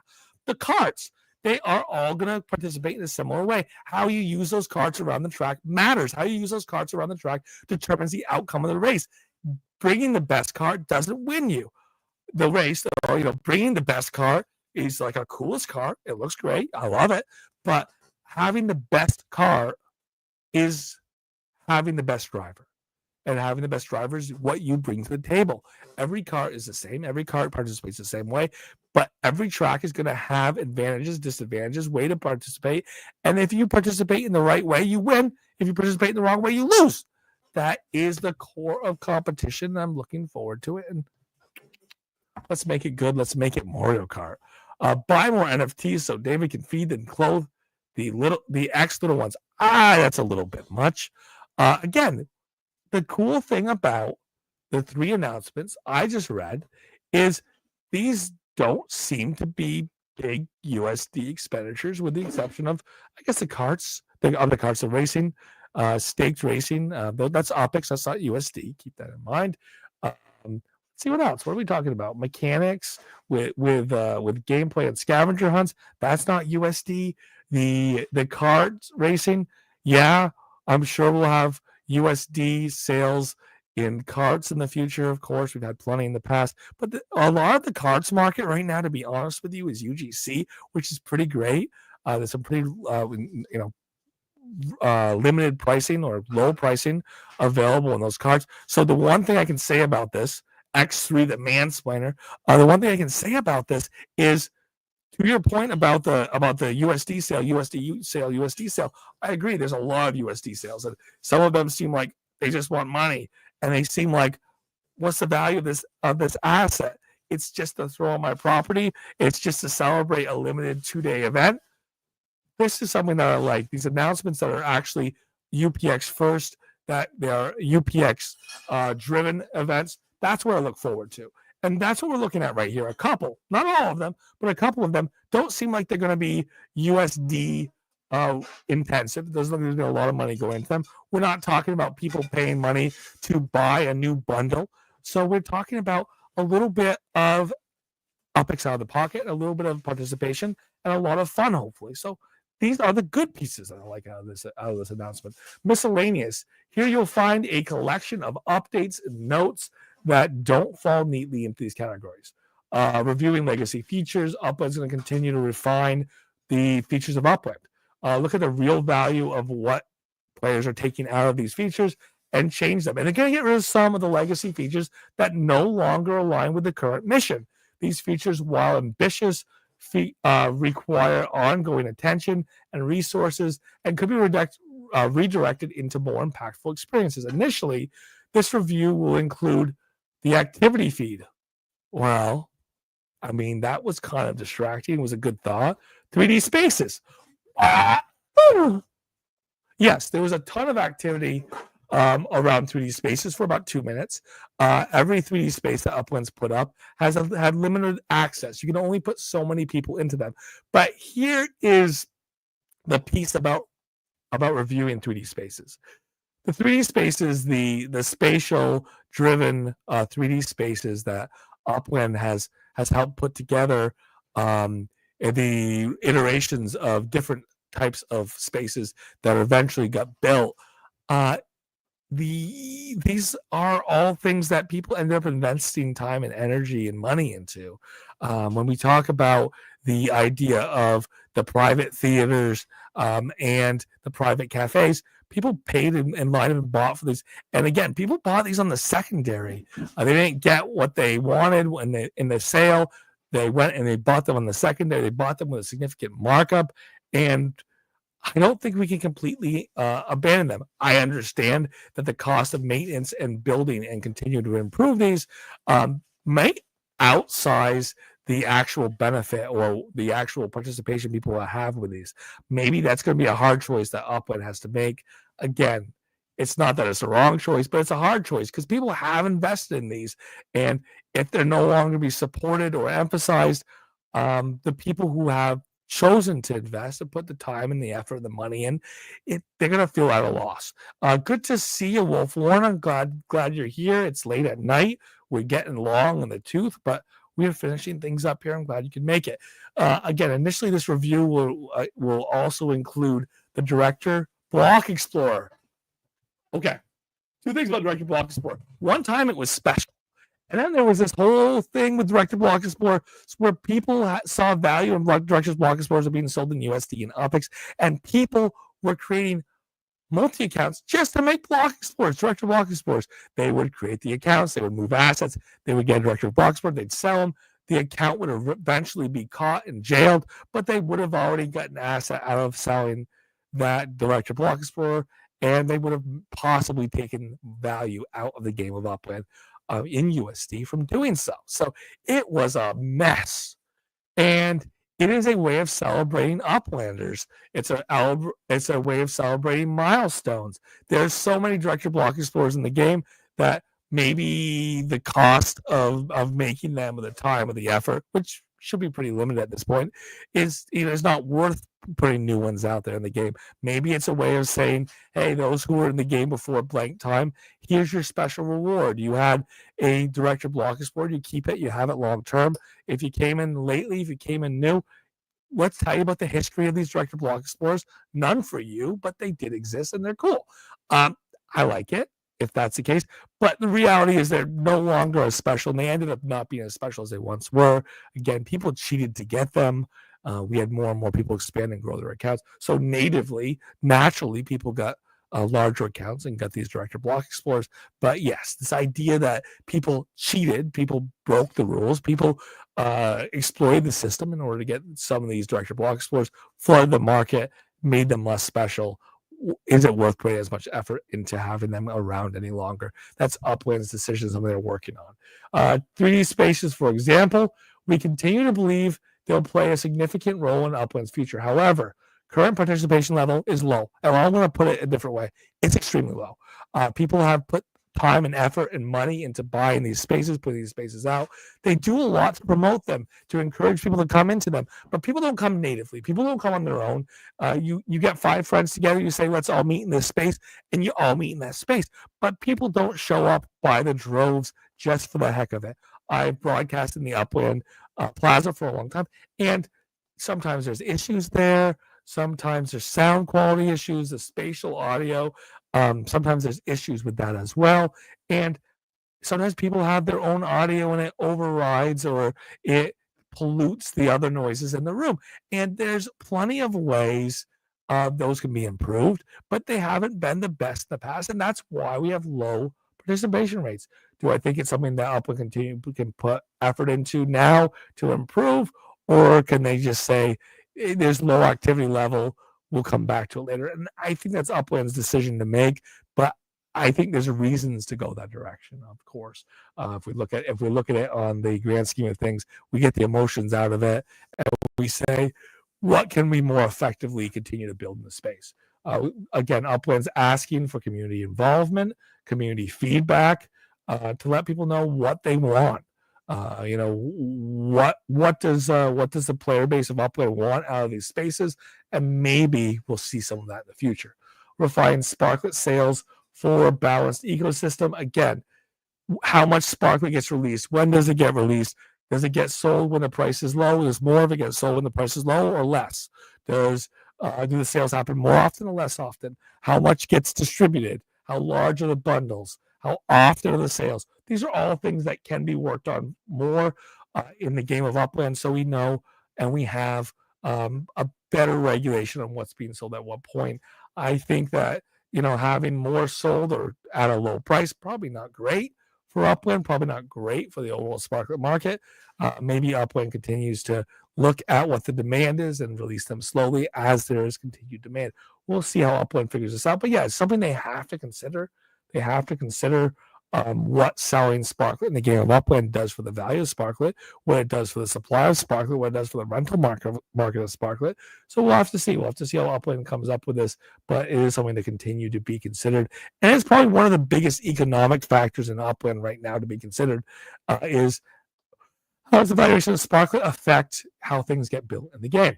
To further support the strength of Sparklet and align with in-app strategy and market dynamics, the removal of the 5% in-app discount, the 5% discount of in-app Sparklet purchase will be removed.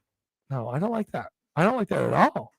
I mean, you were giving me a benefit to do this in the game of Upland, to keep it in the native space. You wanted me to play the game of Upland and use that Sparklet for its purpose and not to use it as an investment tool. Now you're taking that away, which means you're putting more emphasis on it as an investment tool. A small emphasis, but more emphasis on it as an investment tool. I don't know if I agree with that. Market repurchase allocations. A portion of proceeds from the in-app Sparklet sales will now be used to repurchase Sparklet directly from the open market. What does that mean? That means that Upland is going to buy Sparklet because Sparklet is cheap. Well, there you go. If Upland is making funds off selling the Sparklet that it owns and is allocated, whatever they're buying it at, when it's a good time to buy Sparklet, they're going to buy Sparklet. They've sold Sparklet at higher values. Maybe they still have those funds sitting somewhere. If they can buy that Sparklet at 1.5 cents and turn around and hold on to it and sit on it in a wallet and sell it at 15 cents, well, that would be good for Upland. But when you think about it, are they going to be making the market or setting the market or helping to set the market by changing the supply and when they sell and how they sell because they have are they one of the large holders or one of the holders of Sparklet? Does that change the market as a whole? Maybe. I mean, you have to look at who owns the most or holds the most Sparklet. How distributed is the Sparklet market? Is Upland going to be setting the market or is Upland going to be following the market? It's a question, but yeah, it looks like Upland is going to be potentially a market maker because it has the opportunity to take profit more or less. Buy when it's low, sell when it's high. When they get low on their Sparklet, if the price is low enough, they choose to buy. Now they have a larger holding Sparklet. They can decide to sell it later, sell it sooner, sell it when it's higher as opposed to when it's lower. So, yeah, that's something. That's news.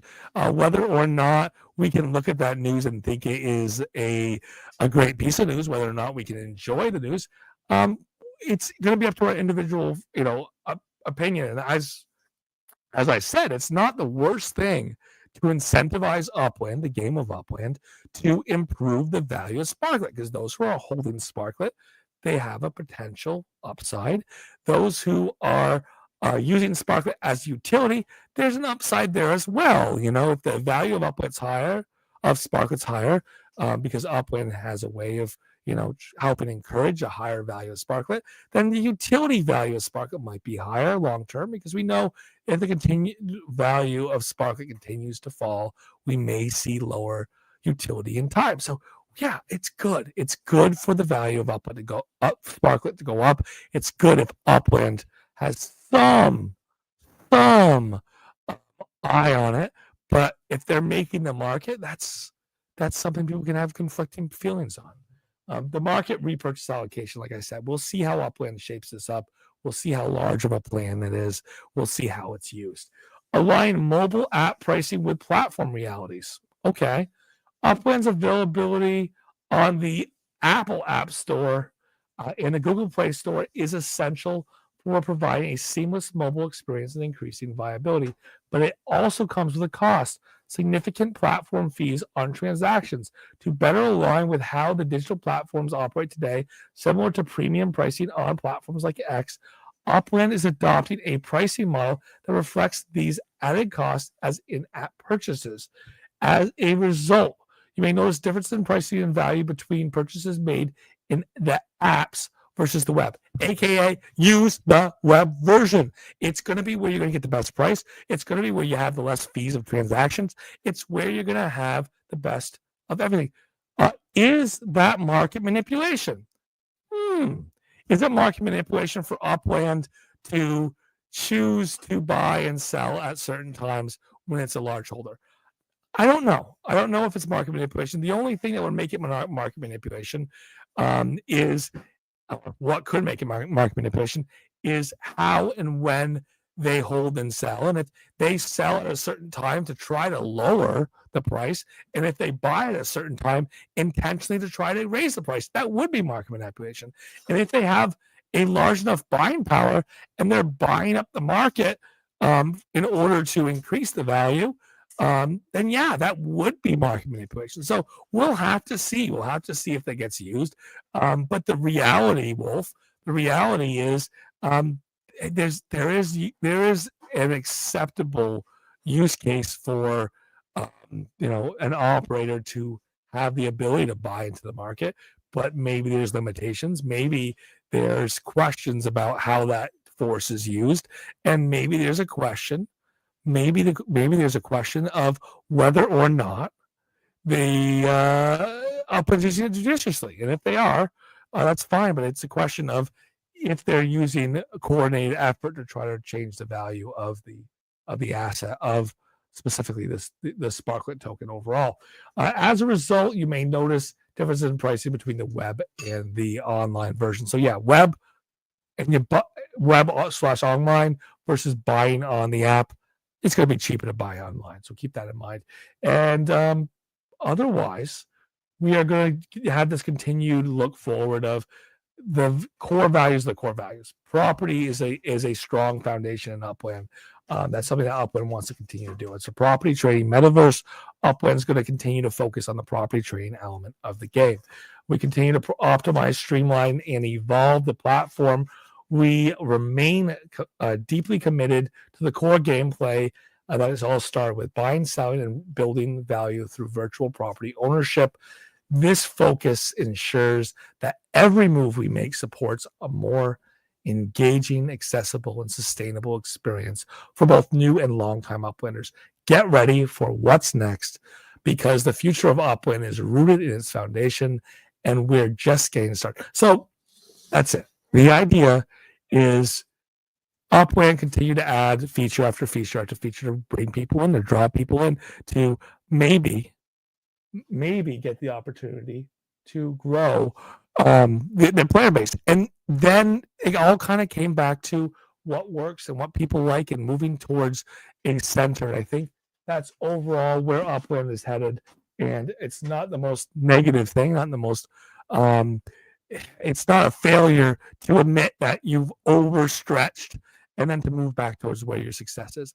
And I'm looking forward to it. And I think it's a positive move forward. And I'm looking forward to the continued focus on the things that were successful in the past and making those things better in the future. So I'm going to say it. It's been late. It's been long. I've run almost 2 hours. I'm going to say there's more to be said on this. There will be more said on this.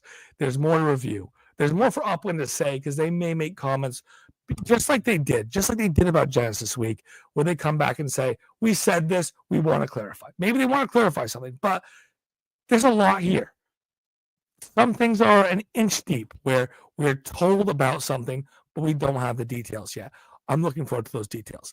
There are some things that we can kind of read between the lines on what might happen, how things can be used.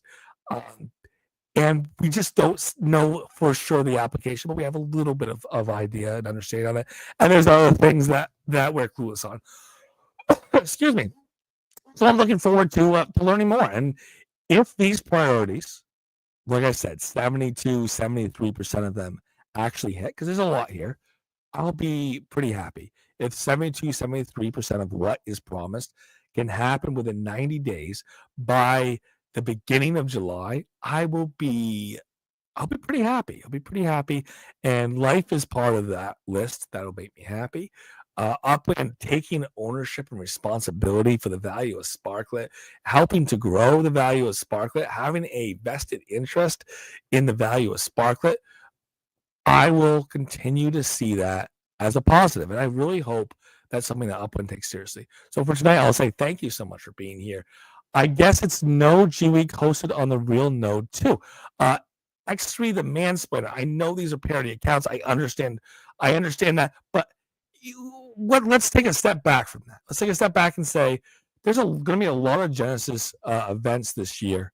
I think what I hope is that Uplanders can find, and what I'm going to be finding this year, and the other Uplanders in Vegas, and that is, regardless of if Upland chooses to put on a Genesis Week 2025, regardless of if Upland can justify putting on a Genesis Week or has the money or whatever the reasoning they aren't able to put on Genesis Week 2025, I hope the community can have a good time. I hope we can find commonality, because to me, it's the community that matters. It's having fun with friends that matters. So they can have fun with friends without Upland being a direct participant. And again, it seems silly to say, we're getting together because of Upland. We're friends because of Upland. We're doing this and having fun because of Upland, but it's without Upland. So again, I'd love to see it happen.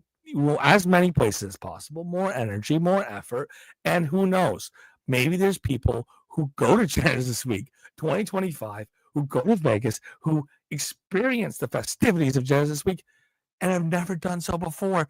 But it's the best Upland, or let's call it Upland list. How do you like that? Or Upland list, Upland Genesis Week that's ever been had. And I don't know, maybe we have some fun. So that's what we're looking forward to. We can continue to put that forward. I can continue to put plans together for Genesis Week 2025. And if you're going to Vegas, go to Vegas because you want to go to Vegas. Go to Vegas because you want to see people that you want to see. Don't expect it to be go-kart racing and what did we do? Oh, yeah, all those meals that didn't have scrambled eggs or bacon, but did have a lot of food. So we had a value. We had a strong value. I had booze that probably I didn't pay for in my ticket. And it was a lot of fun. But again, we'll have a lot of fun again, just with the people, not necessarily with the things. Wolf, they can do whatever they want. Upland is God. Yes, I have said that before, Wolf Warner. Yes, Upland is God. Upland sets the rules of their own space. They can do about whatever they want, as long as they're not breaking rules, because again, we're now talking about token. If they do it inside the game of Upland, if they're not manipulating the market as a whole, if they're not doing it outside the game of Upland, I think they're in the clear. But it's to the benefit of the community if Upland can increase those values. If Upland can take a vested interest and do better by Sparklet because they care about their profits on Sparklet, that makes sense, and I'd be okay with that as well. So for tonight, thank you so much for being here Monday through Friday, 7:30 p.m. PT. We'll do this again. We'll do this again tomorrow. Maybe we'll have more news. Maybe we'll talk about some of the same news if we don't have new news. But looking forward to it. I'm looking forward to it because I have a lot more to talk about between now and Genesis Week because of these topics. As Upland continues to introduce them, as Upland continues to put more details out, we have more to talk about. Thank you so much. Thanks for being here. Have a great night, and hopefully see you again tomorrow.